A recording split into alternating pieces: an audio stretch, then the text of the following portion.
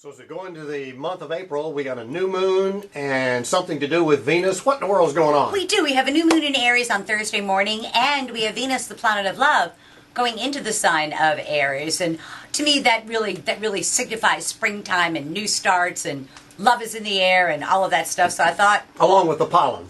Yeah, well, you got to have the good to go with the bad. Yeah. Got to get something out of it. So I thought I would talk about what they can expect over the next 4 weeks with this energy. So for Aries, it means new starts in love. It's a brand new cycle for them. It's a brand new yearly cycle. And Venus in their sign means that if they're single, they'll attract someone. If they're married, their marriage goes well. But literally, the love gods are smiling on Aries for the next 4 weeks or so. For Tauruses, not so much. They really want to take a step back. For some reason, they're going to end up giving more than they get. And Tauruses have been doing that for a while. But this is only for like 30 days.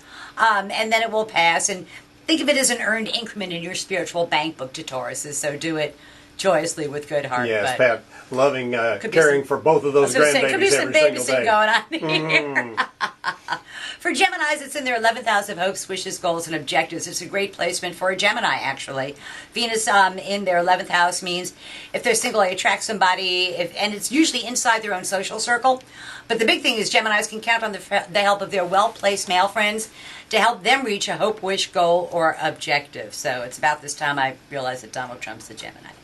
For Cancers, it is in their 10th house of career and public standing, and professional eyes are watching them and evaluating their performance. And the most important thing to Cancer is finish what you start. If you want to be able to make progress, you have to finish that one thing that you've been working on. I'll have the energy to do that. For Leos, great time for Leos. Times for contracts, negotiations.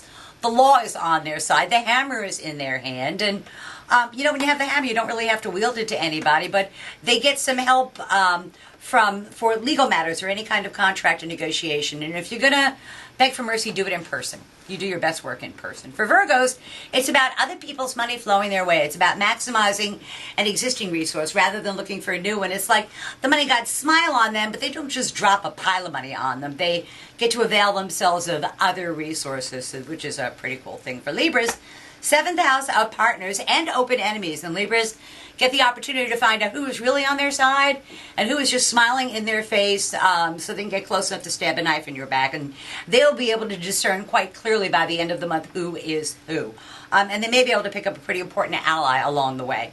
For Scorpio, it is in their 6th house of work, and this is an opportunity to do more work and for your work environment to change. It's not the big promotion or the corner office or anything like that, but some kind of obstacle that had been in the Scorpio's way of progression gets out of their way, and they have a much easier time of it going forward.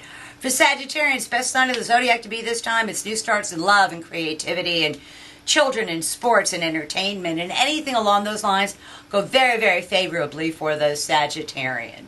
For Capricorns, it's in their 4th house of home, and they have been working on some sort of home project that has just sucked the life out of them, and it comes to an end. It finally comes to an end over the next 3 weeks or so, and they will be able to be done with that and enjoy their home and realize that they have a very solid foundation to operate out of. For Aquarians, it's in their 3rd house of day-to-day living, and the pace of their day-to-day living is about to pick up with a lot of short distance, short duration travel.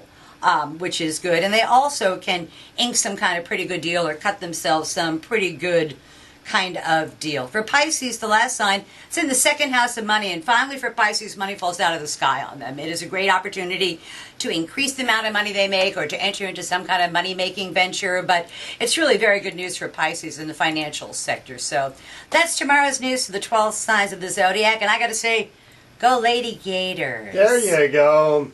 Wait a minute, we don't have that Mercury thing anytime soon. No, I'll bring that bad news next week. Okay. See you then. Always a pleasure.